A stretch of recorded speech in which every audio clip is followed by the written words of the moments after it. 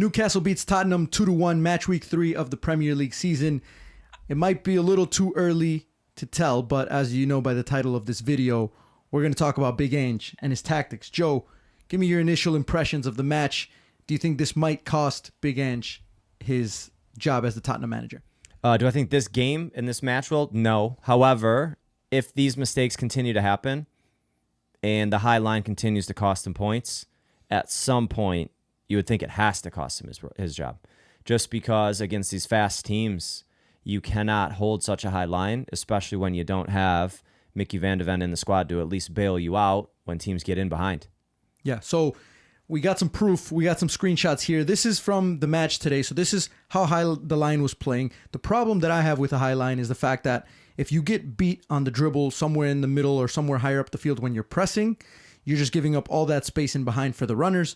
And as long as they time it right, I mean, they're going to be on sides by a mile. And what happens is typically you have one or two players who get past that or who break that high line. So then it just becomes a tap-in for the goal. So that's how Newcastle scored their goal, the one for the game winner. And then we actually have some screenshots as well of, so this was last season, Tottenham against Chelsea. This was when Tottenham was down to 9 men because they had 2 red cards. It was kind of funny because Chelsea, it took them forever to figure it out. But once they figured it out, I mean, look at how high that line is playing when you're only playing with 9 players. All right.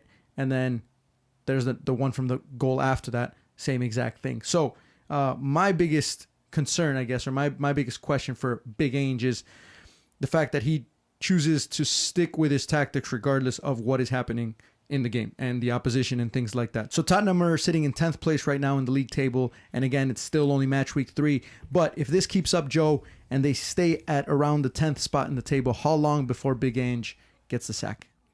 It's a great question. I'd probably say the end of the year, right around Christmas time. If you're still sitting 10th in the table halfway through the season, even Tottenham, who managers in the past have come out and gotten mad at the ownership in terms of the unwillingness and the lack of relentlessness to chase titles. But even Tottenham, I could see if you're sitting in 10th place around Christmas time, Big Ange for sure will be on the hot seat.